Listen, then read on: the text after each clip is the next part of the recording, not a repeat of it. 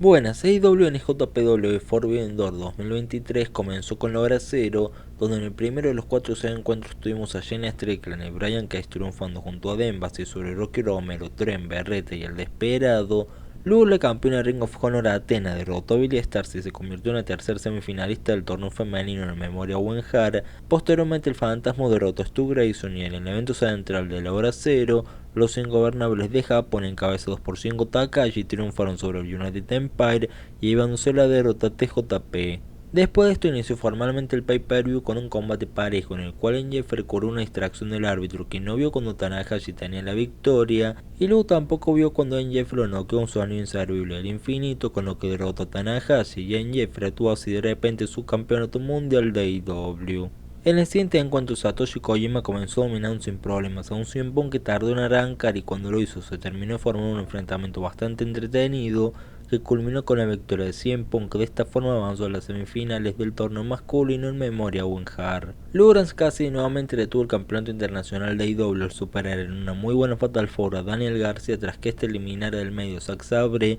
y después de que Lawrence Cassidy le quitara de encima a Shibata, quien pese al robo que le hizo horas para llevarse la victoria en los últimos segundos de la lucha, terminó mostrándole nuevamente respeto al Naranjas y lo que continuó en la velada fue la victoria sin problema de Sanada, que retuvo el campeonato mundial de NJPW, solo para que después viéramos que al final Christian Cage tenía razón sobre Jungle Boy, quien fue ayudado por Hook tras la derrota, pero al llegar a la rampa de la entrada lo atacó su supuesto mejor amigo para así hacer su turn heel, en donde se mofaría de cómo la gente suele darle su apoyo y terminó retirándose tras levantar el campeonato FTW, el cual se lo tiró a Hook. Posteriormente vino el primer combate de equipos dentro de la cartelera principal y aquí de Elite junto a Eddie Kingston y gracias a Tomohiro Ishii vencieron a Blackpool Combat Club en un muy buen encuentro dinámico que tuvo ese estilo de Strong Style que le agregó una gran emoción a la lucha, durante la que los Young Bucks golpearon por error a Eddie Kingston, quien salvó en pleno encuentro a Jon Moxley, y por esto tras la victoria Eddie se marchó enojado con sus compañeros de equipo. Luego Tony Storm, pese a que echaron del ringside a sus amigas, derrotó con trampa a Willow y logró retener así su campeonato femenino de AEW, siendo además este un resultado al que estuvieron muy atentas Sky Blue y Britt Baker. El siguiente fue un tremendo combatazo el que protagonizaron la revancha por el campeonato de los Estados Unidos de la IWGP,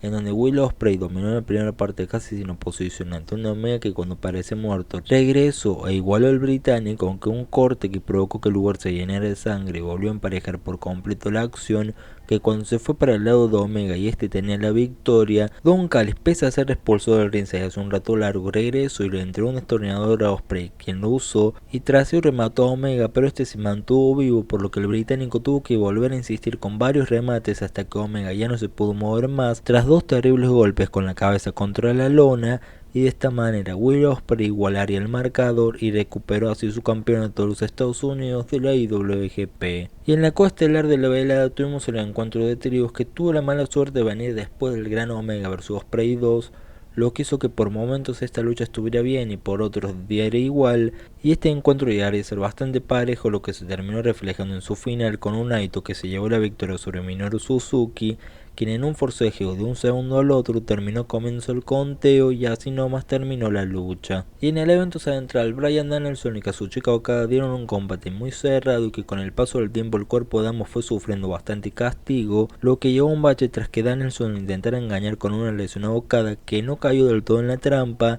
y donde luego la lucha se mantuvo con ritmo pero sin terminar de llegar a ese nivel más esperado, y en el desenlace de repente de un momento a otro Bryan terminó metiendo en una doble llave los brazos del japonés, que no se pudo escapar y terminó rindiéndose para finalizar de esta forma Forbidden Door 2023 con la victoria de Bryan Danielson. En resumen, después del polémico Double or Nothing de hace un mes, AEW en conjunto con NJPW esta noche sacaron un gran evento en donde tuvimos una Omega vs Ospreay 2 que se robó por completo los focos, una Fatal 4 por el campeonato internacional a la que le faltan unos cuantos minutos más como a varias luchas, pero eso no quita que el trabajo fue estupendo, similar a la Okada vs Danielson, aunque ahí creo que sí la lucha no llegó ni al clima ni al nivel tan alto que se esperaba, siendo en ese aspecto un error el orden de las luchas, aunque se entiende que es algo lógico que AEW no vaya a entregarle el cierre de uno de sus pay-per-views, porque pese a que es en conjunto el evento sigue siendo de AEW y no tenía lógica en sí que el cierre hubiera sido un luchador extranjero derrotando a la máxima estrella de la empresa,